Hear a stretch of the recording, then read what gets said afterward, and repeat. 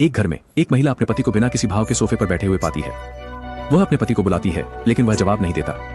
वह उसका हाथ पकड़ने की कोशिश करती है लेकिन उसे राख का ढेर बना हुआ पाती है। नहीं नहीं।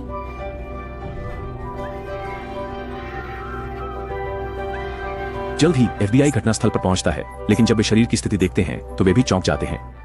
वे घर की जांच करते हैं और पाते हैं कि सभी दरवाजे और खिड़कियां सही हालत में हैं, जिसका मतलब है कि यह घर में घुसकर चोरी का मामला नहीं है। लेकिन अगर यह अचानक जलकर मरने का मामला होता तो कुर्सी क्यों नहीं जली? तो बिशप उत्साहित हो जाते हैं। यह पहली बार है जब वह इतना अजीब मामला देख रहे हैं, इसलिए वह राख को आगे के विश्लेषण के लिए अपनी प्रयोगशाला में ले जाने का निर्णय लेते हैं। लेकिन जब एजेंट फिलिप राख देखता है तो उसे कुछ याद आता है। फिलिप एजेंट ओलिवियर से पूछता है कि क्या पीड़ित हाल ही में अस्पताल गया था। यह पता चलता है कि कुछ साल पहले एक स्थानीय अस्पताल में कई ऐसे ही मामले हुए थे और पीड़ित भी राख में बदल गए थे। उस समय हत्यारा बहुत अजीब था। उसने एफबीआई से एक विशेष रासायनिक सूत्र हल करने में मदद मांगी, यह कहते हुए कि अगर एफबीआई इसे हल कर लेती तो वह आत्मसमर्पण कर देगा। हालांकि एफबीआई कभी भी उस सूत्र को हल नहीं कर सकी। फिर हत्यारा गायब हो गया, जब तक कि आज वे जांच के लिए अस्पताल आते हैं, कुछ उपयोगी खोजने की कोशिश कर रहे हैं। निश्चित रूप से वे पूर्वी यूरोप के एक पुरुष नर्स तक पहुंचते हैं, टॉमस। हत्या की रात टॉमस काम पर नहीं आया, इसलिए एफबीआई तुरंत टॉमस के अपार्टमेंट पर जाती है, लेकिन टॉमस पहले ही वहां से जा चुका है।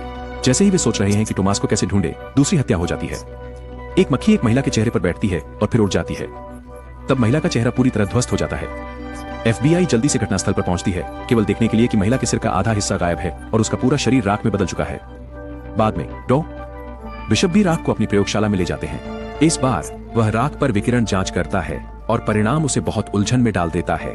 वह पाता है कि राख से जरा भी विकिरण नहीं है। यह बहुत अजीब है, क्योंकि किसी भी वस्तु में कुछ न कुछ विकिरण होना चाहिए, यह बस मात्रा का सवाल है। हत्यारे द्वारा प्रदान किए गए रासायनिक सूत्र को देखते हुए बिशप को अचानक एहसास होता है कि असली हत्यारा शायद इंसान नहीं है। निश्चित रूप से एजेंट ओलिवर को अस्पताल की सुरक्षा फुटेज में कुछ असामान्य चीज मिलती है। फुटेज में एक काले रंग की आकृति एक नर्स के पीछे चल रही है। वे वीडियो को रोकते हैं और यह देखकर आश्चर्यचकित होते हैं कि यह एक बिना भौतिक शरीर वाली इकाई है। दूसरी तरफ एजेंट फिलिप को पुरुष नर्स टॉमस के बारे में अधिक जानकारी मिलती है। यह पता चलता है कि टॉमस रूस से हैं और उनके भाई एलेक्स एक पूर्व सोवियत अंतरिक्ष यात्री हैं। एलेक्स को एक अंतरिक्ष मिशन के दौरान एक दुर्घटना का सामना करना पड़ा और तब से वह कोमा में हैं। तो टॉमस अपने भाई एलेक्स को अमेरिका ले आया, यह आशा करते हुए कि यहाँ के विशेषज्ञ उसे ठीक कर सकते हैं। डॉक्टर बिशप सुरक्षा फुटेज देखने के बाद एक उचित व्याख्या देते हैं। उसका मानना है कि अंतरिक्ष मिशन पर रहने के दौरान एलेक्स के शरीर में किसी प्रकार के विदेशी प्राणी ने परजीवी रूप से निवास किया था। एलेक्स एक मेजबान बन गया है और वह विदेशी प्राणी अस्थायी रूप से मेजबान से खुद को अलग कर सकता है।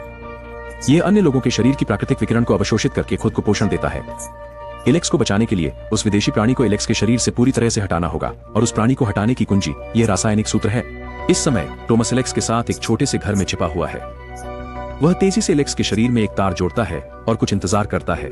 जल्द ही एक काली आकृति प्रकट होती है और एलेक्स के शरीर से बाहर आने की कोशिश करती है। काली आकृति को बाहर आने और लोगों को मारने से रोकने के लिए टॉमस तुरंत पावर स्विच चालू करता है। एक मजबूत विद्युत धारा एलेक्स के शरीर को झटका देती है। काली आकृति धीरे धीरे गायब हो जाती है और यह एलेक्स के शरीर में लौट जाती है। लेकिन जैसे ही टॉमस राहत महसूस करता है, काली आकृति फिर से प्रकट हो जाती है। वह वोल्टेज बढ़ा देता है और अंधेरे की आकृति को फिर से दबा देता है, लेकिन इस बार यह लगभग एलेक्स को मार देता है। अंधेरे की आकृति और मजबूत हो रही है और टॉमस जानता है कि अब बिजली इसे नियंत्रित नहीं कर पाएगी। उसके पास कोई चारा नहीं बचा है सिवाय एजेंट फिलिप को मदद के लिए बुलाने के, यह उम्मीद करते हुए कि एफबीआई एलेक्स को बचाने का कोई तरीका खोज सकता है। इस बीच डॉक्टर बिशप ने आखिरकार फॉर्मूला हल कर लिया है, लेकिन दुर्भाग्य से डॉक्टर बिशप का मानना है कि काली आकृति और एलेक्स पूरी तरह से मिल गए हैं और जबरन उन्हें अलग करना एलेक्स को मार डालेगा। टॉमस को खोजने के लिए फिलिप टॉमस से झूठ बोलता है कि उन्होंने एलेक्स की मदद करने का एक तरीका ढूंढ लिया है। हालांकि जब एफबीआई एजेंट्स घर पहुंचते हैं तो वे पाते हैं कि टॉमस को काले आकृति द्वारा मार दिया गया है। इस समय एलेक्स घर के बाहर एक वैन में लेटा हुआ है और बिशप को पता चलता है कि एलेक्स अभी भी जीवित है। हालांकि डॉक्टर एलेक्स पर कोई विकिरण नहीं खोज पाते हैं, जिससे पता चलता है कि काले आकृति ने अस्थायी रूप से एलेक्स के शरीर को छोड़ दिया है। लेकिन यह आसपास ही होना चाहिए और जब यह वापस आएगा तो उन सभी की हत्या हो जाएगी। तभी सभी लोगों ने पड़ोस से एक छोटी लड़की की चीख सुनी और ऐसा लगता है कि काली आकृति एक और हत्या करने वाली है। फिलिप तुरंत अपनी बंदूक निकालता है। वह बिना हिचकिचाहट के एलेक्स को जीसस के पास भेज देता है। बिना मेजबान के अंधकारमयी आकृति मर जाती है। छोटी लड़की को सफलतापूर्वक बचा लिया गया है। एक आदमी था। मैं मूवी ऐप हूं, देखने के लिए धन्यवाद।